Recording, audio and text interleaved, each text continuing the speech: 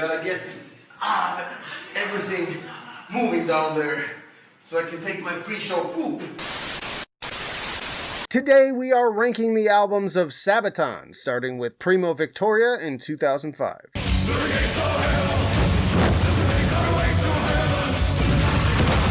So, interesting fact, Metalizer was actually their first recorded album, but due to it being delayed till 2007, this and the following record were released first. And man, do they kick their career into high gear right from the insanely catchy title track, this followed by more back-to-back goodness in Reign of Terror and the more exotic-sounding Panzer Battalion. Counter-Strike also has an opening drum solo that rivals the classic one from Painkiller.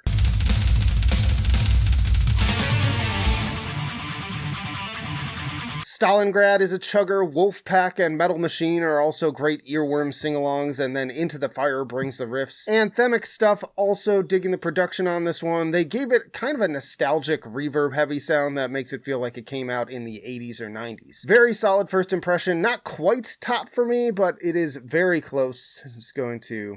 fantastic. Follow that up with Attero Dominatus in 2006. Attero Dominatus, Berlin is burning. This album initially feels like it picks up right where the last one left off, with another very strong opener in the title track, followed by another infectious chorus and solid riffing on Nuclear Attack. They really have a knack for turning extremely morbid topics and lyrics into a headbanging blast, which may render some controversial opinions. Also some shredding hooks on We Burn, but then they also surprise me with the more progressive and classically tinged Rise of Evil, which does a lot with its 8 minutes, both in the guitars and the synths. Propaganda, the light will rise. Now, on the flip side, after that point, I do feel like a lot of these songs aren't quite as tight on this one, with In the Name of God, for instance, having an excellent chorus, but kind of dull verses. Don't get me wrong, I live for more complex compositional arrangements, but these just didn't always come together for me, even if they had some really great parts, not to mention the soloing is fantastic. But Back in Control is solid, which is about the Falklands War, as well as the very upbeat metal crew with those larynx-shredding high notes. Not as good as the debut, but still very strong. It's going to great tier. Then we got Metalizer in 2007. Legends are running, the blood burns like oil. One by one down the highway. So again, this was actually recorded first, so it's like another chance to dip into the same energy as Primo Victoria. And honestly, if I didn't know that this was recorded first, I do feel like I would have said, like, this feels like a step back, both in terms of, like, songwriting and performance, maybe production as well. You can definitely hear the difference. I think the vocal performance in particular, while still strong, kind of wavers a bit, which isn't really the case on any of the other albums. Some real bangers here, though. Hellrider and Thunder Gods are super fun with some seriously thrashy guitars.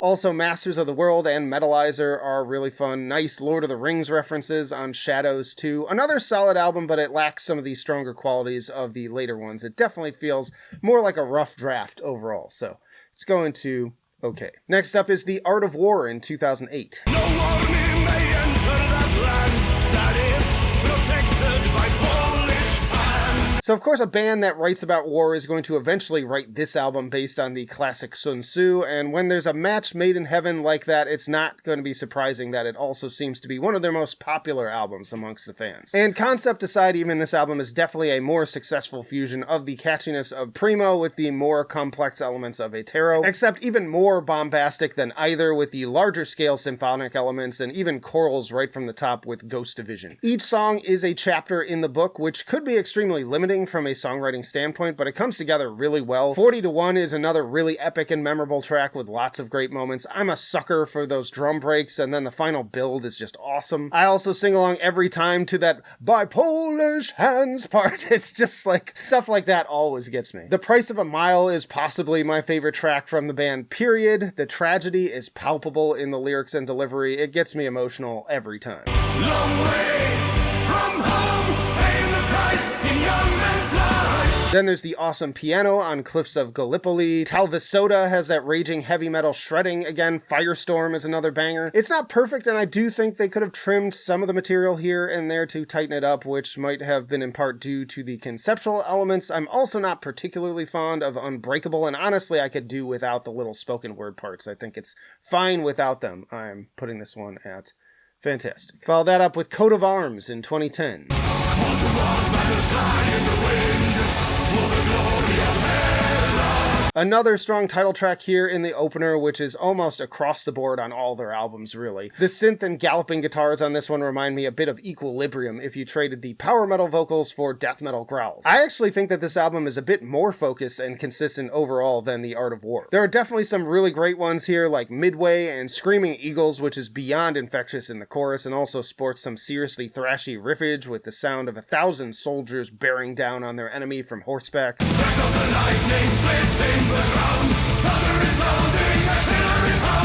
And then Uprising has more of that fun, folky swing to it as well that always gets me, and the great sing-along moments on Wehrmacht, as do the classic heavy metal riffs of White Death. I actually really appreciate the tribute to the victims of The Final Solution, even if there is kind of a strange, again, clash between the triumphant melodies and incredibly grim lyrics. This one I actually moved up to perfection this time. Like, it is a banger start to finish. Follow that up with Carolus Rex in 2012.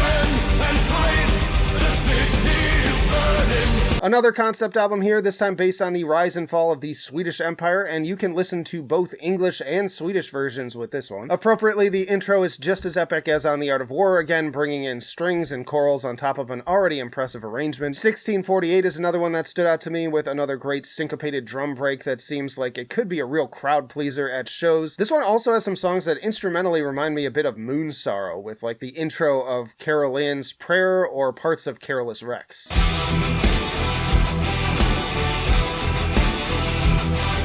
Lots of big booming epics that are complemented by excellent production on the bass and drums, in addition to yet more awesome synth work. Poltava also has some classic 80s heavy metal energy to really get the head bobbing. I think my one critique here is that I might have liked a few faster songs to vary up the pacing, but otherwise this is another top-notch release that really brings the atmosphere in particular. I am putting this one at fantastic. Then we got Heroes in 2014.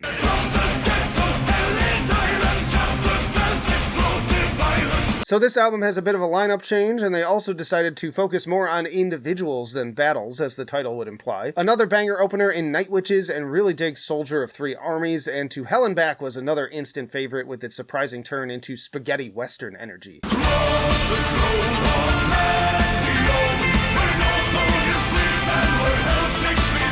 But as far as the album as a whole, I will say that compositionally, while these songs are still good, some of them feel like lesser versions of songs from the last two albums. And the Ballad of Bold, despite being a fond tribute, is just super corny to me, and 7734 isn't too far behind either. Still a solid listen, just not one of their best. I'm gonna put this one a little bit lower at good tier. Then we got The Last Stand in 2016.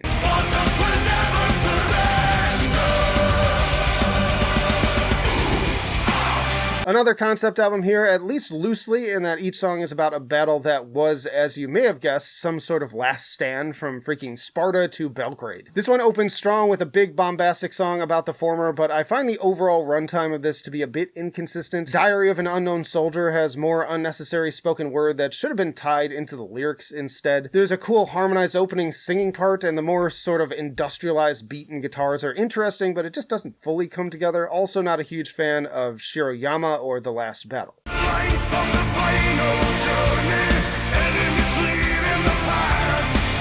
But as always, there are also some really strong tracks here as well in like Hill 3234, Rourke's Drift, and Winged Hussars, which once more I'd count among their best to date with some seriously infectious hooks. Also love the bagpipes on Blood of Bannockburn, and bonus track All Guns Blazing also has a particularly wicked, lengthy harmonized solo that is pretty awe-inspiring.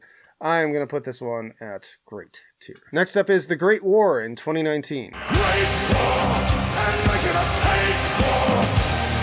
So this one's focusing specifically on World War I and comes in 4 different versions: the standard, a history version with narration to set up each track, an instrumental version, and the Patreon exclusive with narration from documentarian Indy Nidell, so history nerds delight. Continuing the trend of great opening tracks, we've got The Future of Warfare, which is fantastic, epic, catchy, dynamic, all the things. I would love to hear this one live for sure. And fortunately, this top-notch songwriting carries into 7 Pillars of Wisdom and through much of the album, taking it to kind of a like Power Wolf kind of territory. This one basically takes what I loved about Coat of Arms and Carolus Rex, but makes it bigger, badder, and with more high points. Another insanely catchy chorus on The Attack of the Dead Men. Love the retro Hammond organ on The Red Baron. Fields of Verdun has a guitar hook that feels like a very direct nod to Judas Priest's Electric Eye.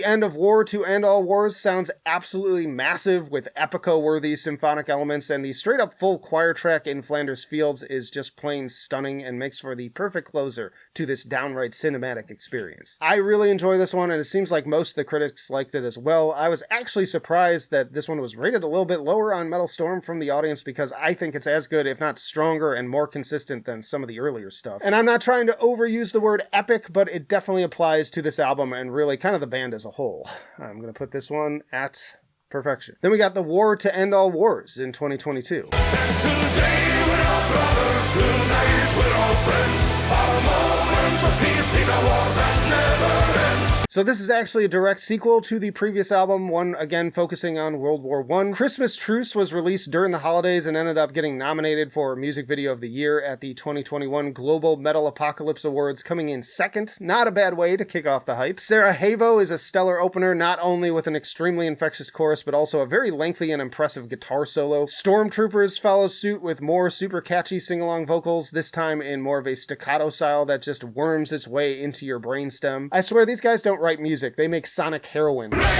your hand for the lady of the dark.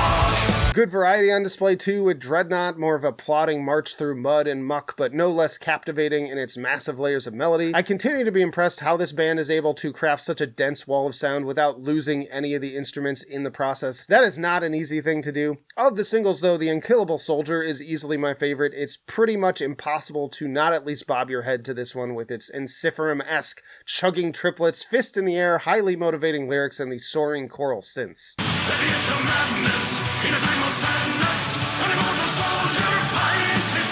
And then on the flip side, you get thrashier tracks like Hellfighters with riffs that are part early Metallica, part Screaming for Vengeance era Judas Priest, as well as yet another jaw-dropping solo, another standout track for sure. But Soldier of Heaven definitely isn't far behind with its mega triumphant chorus and kind of 80s tinged synth. Again, it's hard to rank these albums at this point because they're so damn consistent, but considering there is not a single dud here, and I would give almost every song a 9 or 10 out of 10, I am also putting this one at the top at perfection. It feels very much like the culmination of everything that came before it, and is perhaps the most fully realized representation of Sabaton yet, in my opinion. Just a reminder before we get to the last album to hit the like button if you're enjoying the video. That helps me out in the algorithm, as does commenting your own rankings down below, because this is all just my personal subjective opinion. Which brings us to Legends in 2025.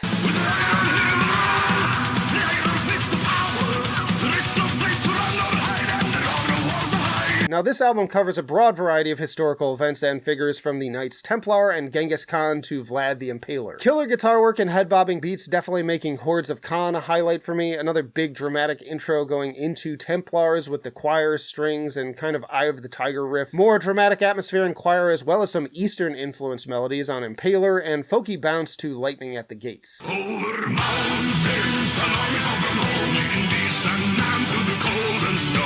I Emperor has a very catchy chorus, and Crossing the Rubicon definitely gets my foot tapping, while there are some cool hooks and pretty epic classic rock style soloing on A Tiger Among Dragons and Made of Steel as well, and I appreciate the Swedish lyrics on Till Seger. But my favorite single is easily The Duelist, although that chorus hook may sound familiar to Amon Amarth fans. Some folks were born a warrior, insubordinate tempting fate.